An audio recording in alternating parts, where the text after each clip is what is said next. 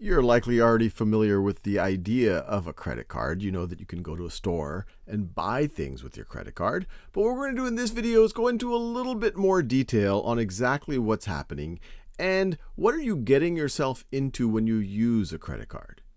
So you probably are also used to the idea that when you buy with a credit card, you're essentially borrowing money from the credit card issuer, and you could either pay that back by your next due date, or you continue to pay interest on it.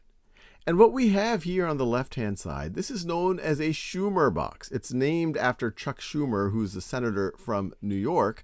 And there's part of legislation that said, hey, you always have to provide a Schumer box to folks so that they can see what they're getting into when they use a credit card, or so that they can compare credit cards. So let's break down this Schumer box right over here for this given credit card. So the first thing you might notice is annual percentage rate for purchases. This is really important because this is a measure of how much interest you're going to be paying. The way it's normally calculated, it's your monthly interest plus fees and other things times 12. And you can see this range here, 11.99 to 28.99%. It says based on credit worthiness.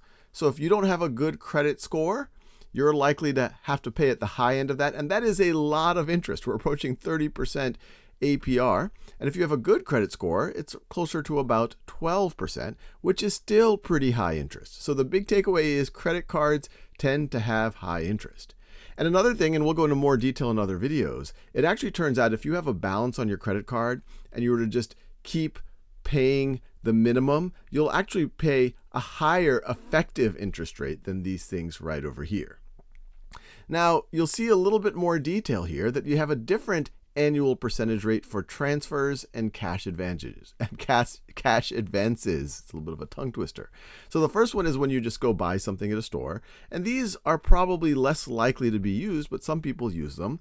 For example, if you were to transfer money, or if you were to transfer a balance from one credit card to another, then you're going to have to pay this interest rate. And notice at the low end here, it's lower because the credit card companies like it when you transfer a balance from another credit card to your credit card, because now they can collect the interest. Now, cash advances, no matter how good your credit rating, at least in this scenario right over here, you're paying a really high interest rate because here they are just directly lending you cash. So another thing to realize is that this is a variable rate.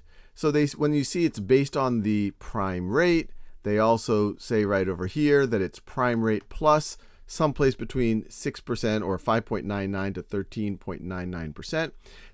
These are all clues that that credit card rate can change based on what is going on with the prime rate.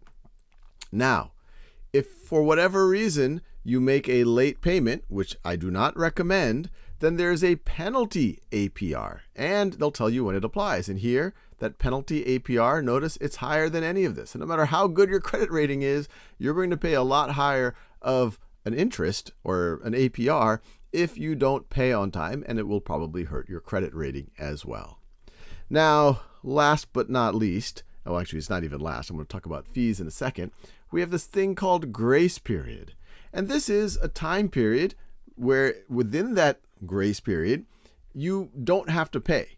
And if you don't pay in that period, then you are not going to be charged interest. And it says here you have a 28-day grace period. Your due date will be a minimum of 21 days after the close of each billing cycle. And it's good to know when that close of that billing cycle is and what 21 days after that is.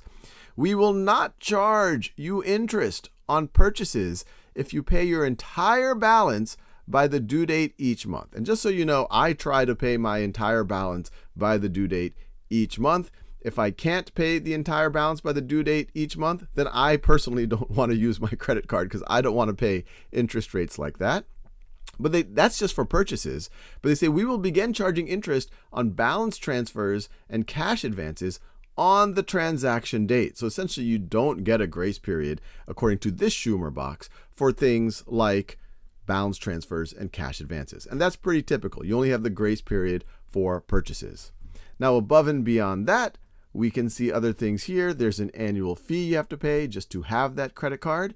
And then there are some transaction fees if you get advances or you're using your card in a foreign country and they need to convert behind the scenes between US dollars and something else. And then above and beyond the penalty when you pay late, there is a late fee up to $39.